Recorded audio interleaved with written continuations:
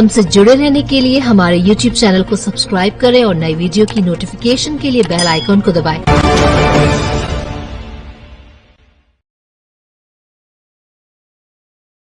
मध्य प्रदेश का बैतूल जिला, जो कि आदिवासी बाहुल्य जिला है, यहाँ जनजातीय जनता की संख्या बहुतायत में है और इन्हीं जनजातीय जनता में होनहार प्रतिभाएं भी छिपी हुई है, जो किसी भी सम्मान के पहले हकदार है। मगर अफसोस की बात है कि भाजपा प्रदेशाध्यक्ष के गृह जिले में खेल विभाग और खेल अधिकारियों की अनदेखी का खामियाजा होनहार खिलाड़ी भुगतने को मजबूर है। खेल अधिकारी की नज़र में कराटे और हॉकी के अलावा कोई प्रतिभा नहीं है, जबकि कुछ दिन पूर्व यहां सांसद खेल महोत्सव भी आयोजित किया गया था, जहां पर नंगे पैर खिलाड़ी दौड़ते नजर आए थे। इसी से खेल और खिलाड़ियों के भविष्य को लेकर चिंताजनक स्थिति नजर आती है। ताजा मामला 15 नवंबर को जनजातीय गौरव दिवस कार्यक्रम में देखने को मिला। यहां फुटबॉल की नेशनल प्लेयर सरस्वती भलावी, जो आसाम में आयोजित टूर्नामेंट में खेल चुकी है, बावजूद इसके इनके लौटने पर जिला खेल विभाग द्वारा कोई स्वागत या सम्मान नहीं दिया गया। जबकि 13 नवंबर को जिला खेल अधिकारी के कार्यालय से 15 नवंबर जनजातीय कार्यक्रम में सम्मान किए जाने के लिए आमंत्रित किया गया था, पर कार्यक्रम स्थल पर पहुंचने के बावजूद भी ये जनजातीय गौरव दिवस का कार्यक्रम है। यहाँ कुछ बच्चे हैं जो नेशनल खेलकर आए थे, उनको सम्मानित किया जाना था, लेकिन 2 कराटे के बच्चे और 1 हॉकी के, और बाकी के जिन बच्चों को बुलाया गया था उनको सम्मान के लिए स्टेज पर नहीं बुलाया गया। इसका क्या कारण? मुझे लगता है कि हमारे प्रशासन ने पूरी व्यवस्था करी थी। मैंने जिस प्रकार से देखा कि हमारे जिले के जो प्रतिभावान जो छात्र छात्राएं हैं उनको बुला के सम्मानित किया है, और आपके द्वारा जो बात आई है मैं प्रभारी मंत्री को अवगत कराऊंगा, उनको भी सम्मानित किया जाएगा। हमारी मध्य प्रदेश की सरकार और केंद्र की सरकार जितने प्रकार के प्रतिभावान हैं उन सब का जगह जगह पर सम्मान किया जाता है। किसी का जिले लेवल पे करते हैं, किसी का प्रदेश लेवल पे करते हैं, किसी का राष्ट्रीय लेवल पे करते हैं, सभी का अपने अपने पे सम्मान करते हैं। ये पहली बार हुआ है कि जनजातीय खिलाड़ियों का भी सम्मान होना शुरू हुआ है, जहाँ पर देश के सर्वोच्च पद पर प्रधान राष्ट्रपति के पद पर हमारी बहन को बिठाने का काम सम्मान स्वरूप कर रहे हैं। तो ऐसे कई प्रकार के लोगों का सम्मान हमारे समाज के लोग कर रहे हैं। क्या नाम बेटा आपका? सरस्वती भलावी। सरस्वती भलावी। कहाँ के रहने वाले हो? टीम में। क्या करते हैं? हम फुटबॉल खेलते हैं। हमारे क्लब का नाम TFC फुटबॉल क्लब है। और अभी कहाँ खेलने गए थे आप? असम गए थे, जोरहाट नेशनल गेम्स में। हाँ। कब आए वहाँ से? 14 अगस्त से 31 अगस्त तक। उसके बाद बैतूल जब आप पहुँचे थे यहाँ, तो क्या खेल विभाग द्वारा कोई सम्मान कार्यक्रम या फिर रेलवे स्टेशन पर स्वागत वगैरह कुछ किया गया? कुछ नहीं। नेशनल खेल क्या है उसके बाद भी कुछ नहीं। अच्छा, फिर यहाँ आज आप यहाँ आए, किसके बोलने पर आए थे? वो खेलियो अधिकारी। खेलियो अधिकारी। क्या बोला? उन्होंने बोला था कि 15 नवंबर पर आपको बुलाया। गौरव दिवस पे यहाँ कार्यक्रम जो है उसको बुलाया था। हाँ। क्या बोल के बुलाया? कि आपका सम्मान कराएंगे। फिर कल 9:30 बजे फोन आया कि हाँ, कि नहीं आना, मना कर दिया। क्यों नहीं आना? आपने पूछा नहीं? कुछ कारण नहीं बता। मतलब पहले सम्मान का बोला, उसका मना कर दिया? हाँ हाँ। अब किसका सम्मान हो रहा है, क्या जानकारी है? यहाँ किसका सम्मान होने वाला है? हॉकी और कराटे वाला। हॉकी और कराटे वालों? हाँ। फुटबॉल वालों के लिए कुछ नहीं? क्या चाहते हैं आप?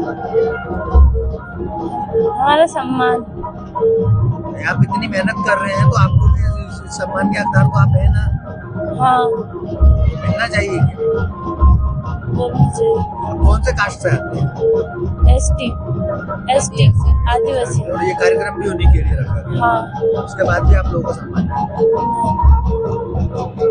क्या नाम बेटा आपका? मेरा नाम निकिता उइके है। निकिता कहाँ के रहने वाले? मैं बैतूल के एक छोटे से गांव टेमनी से हूँ। क्या करते हैं? मैं फुटबॉल खेलती हूँ। मैचेस खेले आपने और कहाँ गए?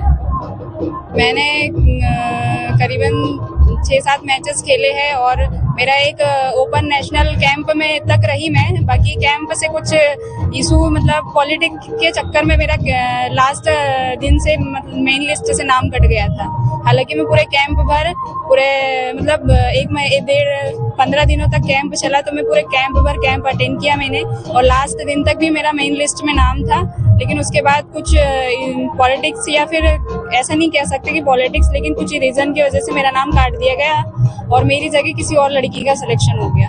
इस मामले में आपने खेल अधिकारी से बात की? सभी से बात किया था। क्या कहना था उनका कहना ये, उन्होंने सिर्फ ये इतना हमें पता चला था लास्ट तक कि उनका सिर्फ कॉल वॉल गया, उनने बातें की। ये हम लोगों को सिर्फ आश्वासन दिया गया था कि हम लोगों का हो सकता है, लेकिन लास्ट तक हमारा कुछ नहीं हुआ। क्या लगता है आपको कि खिलाड़ियों को यहाँ प्रोत्साहित करने की बजाय क्या करना है?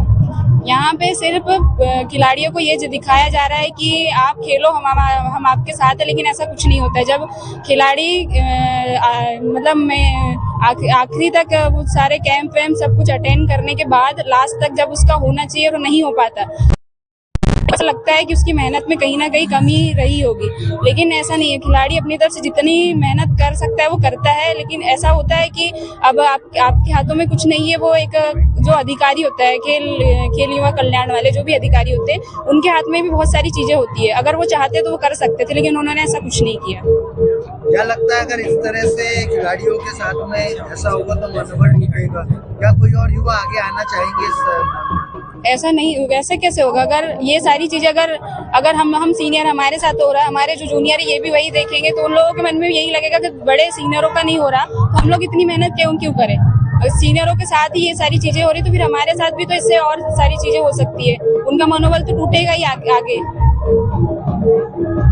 क्या नाम है आपका? सर मेरा नाम कृष्णकांत विके है और मैं बैतूल जिले के एक छोटे से गांव ग्राम टेमनी का रहने वाला हूं और वहां पे एक फुटबॉल कोच के रूप में काम कर रहा हूं और लगभग 80 बच्चे प्रतिदिन हमारे यहाँ पे फुटबॉल की ट्रेनिंग लेते हैं और हमारे क्लब कुछ लगभग 5 साल हो गए हैं, जिसमें 5 सालों में हम लोगों ने 20 से ज़्यादा नेशनल खिलाड़ी और 80 से ज़्यादा स्टेट खिलाड़ी निकाले हैं। और चूंकि आज 15 नवंबर को यहाँ पे जनजाति गौरव दिवस मनाया जा रहा है, हम लोग यहाँ पे पुलिस ग्राउंड पे मौजूद है आपके सामने, तो हम लोगों को खेल युवा कल्याण विभाग के द्वारा एक कॉल आता है कि आपके जो खिलाड़ी इस वर्ष नेशनल खेले हैं आपको यहाँ पर जाएगा। तो 13 नवंबर को हमारे पास कॉल आया कि आपको यहाँ पर आना है 15 तारीख को, और कल शाम को हमें यहाँ पर इस कार्यक्रम का टाइम बताया गया कि आपको 10 बजे यहाँ पर आना है और रात के 9:30 बजे फोन लगा जाता है कि आपको यहीं आना है। इससे पहले 29 अगस्त को खेल दिवस मनाया गया था बैतूल में, वहाँ पर भी खेल दिवस के रूप में बैतूल में जितने भी खेल खेले जाते हैं मेरे खेली होते हैं, तो उन सब को उसकी जानकारी होनी चाहिए। लेकिन हॉकी स्टेडियम में हॉकी और कराटे के खिलाड़ियों को बुलाकर खेल दिवस मना लिया गया, उसमें सांसद महोदय जी वगैरह से लोग मौजूद थे, लेकिन टेमनी में इसकी खबर तक नहीं लगी। और जब हम लोगों ने इसकी जानकारी लेने की कोशिश की तो उन्होंने हमें ये बोल के जिला खेल अधिकारी ने कि ये छोटा सा कार्यक्रम था, अगला जो भी बड़ा कार्यक्रम होगा हम आपके खिलाड़ियों का सम्मान अलग से करवाएंगे। लेकिन आज 15 नवंबर जनजाति गौरव दिवस है यहाँ पर, और आज हमारे खिलाड़ी के लिए फोन किया और उसको रातों रात फोन लगा कि मना कर दिया जाता है कि अब आपको नहीं आना है। तो आज जनजाति गौरव दिवस है, तो एक छोटे से गांव की लड़की जब इतना बड़ा नेशनल खेल के आई है, ओपन नेशनल सब जूनियर की, बैतूल जिले की पहली लड़की है नेशनल खेल के आई है। और ये मेरे जो लड़की खड़ी है ये सीनियर नेशनल गेम के फाइनल डे पे बैतूल जिले की पहली लड़की। यदि ऐसे ट्राइबल्स की लड़कियों का ऐसे बॉयकॉट किया जाएगा इतने बड़े मंच से, तो ये लोग कैसे खेलेंगे फुटबॉल। और एक और है, अभी इंटर डिस्ट्रिक्ट टूर्नामेंट 2 नवंबर से सिंगरौली में आयोजित किया जा रहा है, उसमें जिला शिक्षा अधिकारी जो अनिल कुशवाहा सर है, इन लोगों से हम लोगों ने उन बच्चों के परमिशन के लिए फ़ोन लगाया। मैंने अपने आप से 7 फ़ोन लगाए उनको, और उच्च शिक्षा मंत्री इंदर सिंह परमार जी के पीए गुप्ता जी से भी उनके पास फ़ोन लगवाया गया कि आप उन बच्चों को परमिशन दे दें, वो इंटर डिस्ट्रिक्ट टूर्नामेंट पार्टिसिपेट करके आएँ।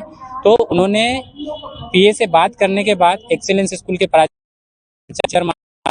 प्राचार्य से कोई उनको कोई आदेश नहीं दिया। आज 7 लड़कियां हमारी यहीं पे रह गई। एग्जाम नई शिक्षा नीति के अनुसार यदि कोई खिलाड़ी खाता है तो आप उनमें ले सकते हो। बिना ये 11 खिलाड़ियों के साथ सिंगरौली गए,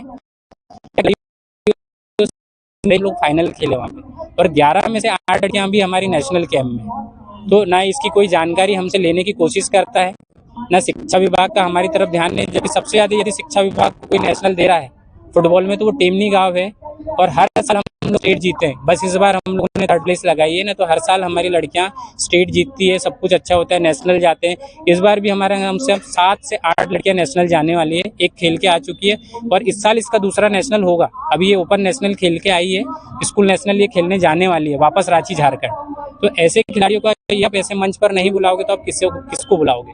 और खेल अधिकारी से आपने बात की इस संबंध में? जी, हम लोगों ने पूरी बात करी है, और हमारा सबसे बड़ी समस्या ये है कि हम एक छोटे से ग्राउंड पे प्रैक्टिस करते हैं। आप किसी दिन आओगे टेमनी में तो आप बोलोगे कि इतने जो हमारा लाल बहादुर शास्त्री स्टेडियम है उसका एक कोना है, एक चौथाई है, हम लोग ग्राउंड पे प्रैक्टिस करते हैं। ग्राउंड के लिए हम लोगों ने सांसद जी के पास, विधायक जी के पास, खेल युवा कल्याण विभाग के पास, और जिन लोगों से संभव हो पाता है हम लोगों ने हर व्यक्ति से संपर्क करने की कोशिश करी। आज हम लोगों ने चंदा करा, गाँव वालों से मिल के लगभग 5 लाख रुपए खर्च करके 300 घंटे जेसीबी चलाई है, और ग्राउंड हम लोगों ने खुद से निर्माण कर लिया। उसमें किसी भी सरपंच का, सचिव का या किसी भी नेता का किसी भी प्रकार का कोई 1 रुपये का सहयोग हमको नहीं मिला है। ये लोग सिर्फ वादे करते हैं सर, और जब भी फोटो खिंचाने की बारी होती है ये लोग फोटो खिंचवा लेते हैं। और ये बच्चे आज आपके सामने खड़े, आज इस मंच पे इनको ये था, इन लोगों को ये नहीं जा रहा है मंच के पीछे। और मैं लिखित में इनकी कंप्लेंट लेकर आया हूँ जिला शिक्षा अधिकारी और खेल युवा कल्याण विभाग अधिकारी की।